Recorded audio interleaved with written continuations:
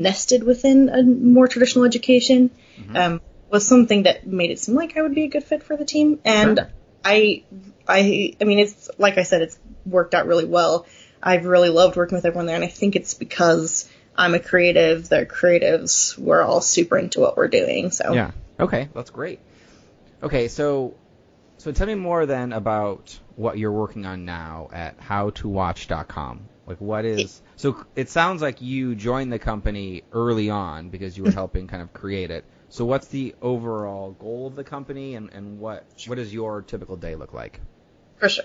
So my typical day is all over the place because, like I said, we've just launched this site.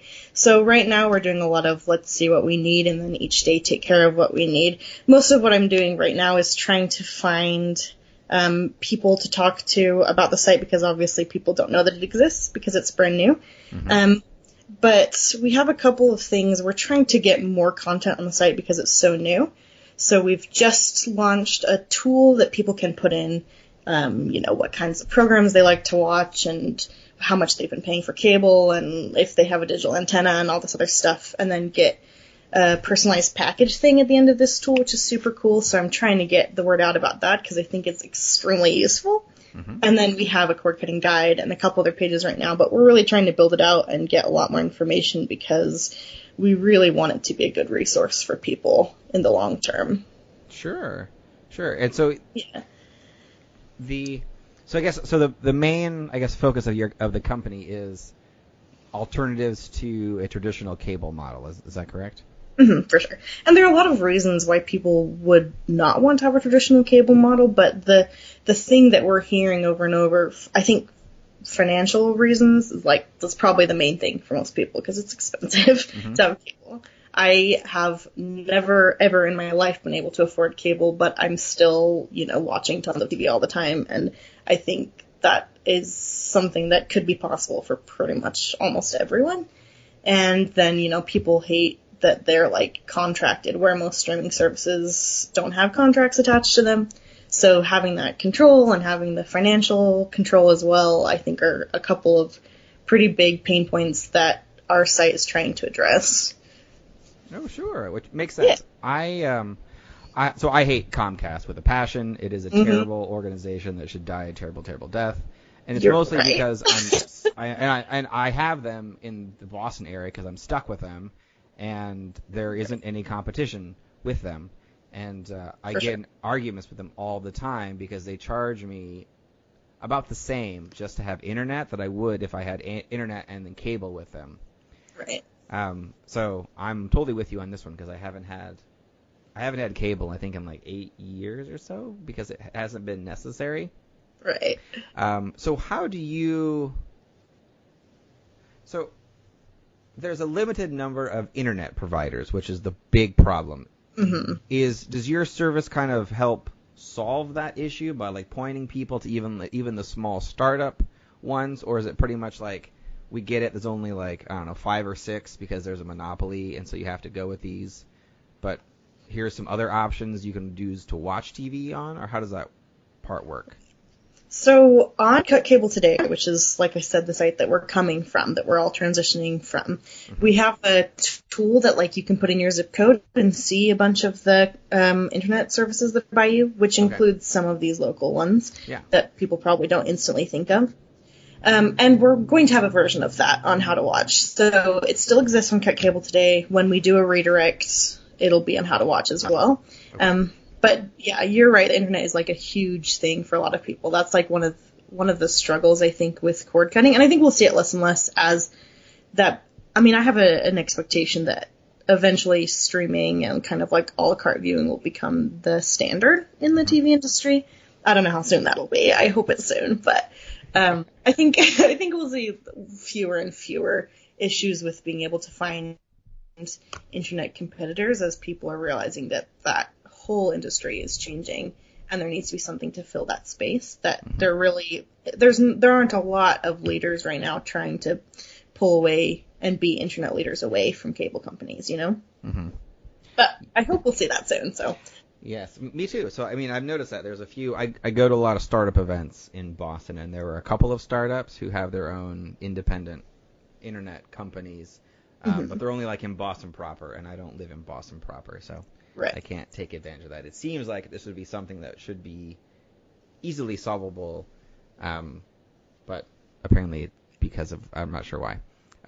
So. And we're seeing things like Google Fiber and stuff like that I think are like, expanding as much as possible. So hopefully the internet problem doesn't persist too long. But yeah, hopefully not. I mean, even because even like the mobile companies, AT&T and Verizon have their own services, but they're not available everywhere, which doesn't make any sense to me. They only pick like 2 or 3 areas for sure. To do all that. So there's got to be. That's the problem with, like, the United States, specifically with streaming, because we're so spread out. Like, every single state has huge populations of it living in rural, really spread out areas. And it gets harder with things like, if people are wanting to use, for TV services alone, like a digital antenna or something, if they're living in the middle of the forest, in the mountains, like, that's going to be a totally different animal than if you're living in the middle of a metro area, Right. Mm-hmm. So I think there have to be some solutions to that. I don't think there's one perfect solution for the entire country right now, which is a shame, but I'm sure we'll see things coming out increasingly over the next couple of years, hopefully. So Yeah. Yeah. So in addition to working there, you said you also do write freelance. Mm-hmm. So how did you get started as a freelance writer, and what do you focus on now? For sure. So I have a background in copy editing. So I did a lot of copy editing during college, and my senior year, my managing editor was like, all the copy editors should try to write like one article. So I wrote one article for our like campus newspaper, and thought that would be like the last piece that I ever wrote. And then I realized a couple months later that like that was one of the more fulfilling experiences of my time working at that newspaper. Mm-hmm. So it was like a totally dumb article about like, it's the 20-year anniversary of Batman the Animated Series or something. It's very typical for me to write about Batman the Animated Series, but I really enjoyed doing it, and it was such a short little thing, and I found myself missing that one experience that I'd had. So there was a girl that I went to college with that knew that I was looking for writing opportunities, and she had a connection at TechHive, which it does a lot of consumer technology reporting, so she connected me with him, and TechHive is part of a larger network of publications, so PC World, Mac World, Good Gear Guide Australia, a bunch of other ones. So I write for them now every day as a freelance contributor. And that has led to finding other connections, and it's just been, I feel like once you start doing one freelance thing, you find other freelance things, Okay, sure. Excellent. Yeah. Are there particular, are there particular magazines or newspapers or websites that you are aiming to write for, or is it just kind of just what comes along? It's less, I feel like, publications than topics. I think people get really, especially people who are trying to freelance for the first time, I think try to only get on the most, top tier online publications. And I think that there's a lot of value in these more kind of specific, useful to a certain audience kind of publications. So, like I said, I do a lot of consumer tech writing. I like writing about TV, so I'm more interested in finding things that are topics I'm interested in. I wrote an article for VentureBeat like a month and a half ago that was about AI in film. Like, it's an overlap of two things I love, very specific. Yeah, VentureBeat is like a super cool publication, and I was pumped to get published on it, but it was much less for me about being on VentureBeat and way more about writing about this topic that I care about and talk about enthusiastically all the time, Yeah, that's great. So with your freelance work, are you paid per article or per clicks? It's per article, the ones that I do. There are a lot of places that do per clicks, and I've been looking into some of those, but I like the per article model right now while I have, I have another job, like I said, that I'm doing. I like not having a lot of uncertainty around how much I'll make from each article, for example. So knowing on the front end is really nice. Yeah, sure. has your fee per article increased? And if it has, what were some of the causes that helped it increase? It hasn't. I haven't been doing it all that long. Like I mentioned, I haven't been out of school a super long time. Right. There goes my question then. Okay, so your fee hasn't increased throughout that. So let's backtrack that one then. Sure. How are the fee structures structured? So they just do they just say this is how much it cost, like this is how much we're going to pay you, or do they ask you for background stuff like how many articles have you written or background information? Typically they tell me how much it is, and I think most editors, I feel like, do research on their own of what you've written and kind of know who you are before. So, like, specifically with the TechHive one, like, I had written other articles that weren't freelance that I had done through my work with Cut Cable Today at the time. Okay. And so he was able to see that I had done some writing, even though that was branded in a totally different creature than what I would be doing for him. So I think they kind of get an idea of this is the kind of the caliber of your writing, this is your background, and then the ones I've had have just sort of given me, like, this is what we're willing to pay you. I think that will probably change as I get more experience under my belt, but for now, I'm happy with that model, for sure. Okay. Sure. Okay, good to know. What has been your favorite article that you have written so far? Oh, gosh, I don't even know. I loved doing that VentureBeat one. Like I said, that was a total passion project for me. It took me longer than any article I have written to this point because I was so, like, involved emotionally with it because it's something I talk about all the time with my friends. It's like that 2 a.m. conversation of, like, all these examples of AI in film, like, where's it going? What does it say about us? All this stuff.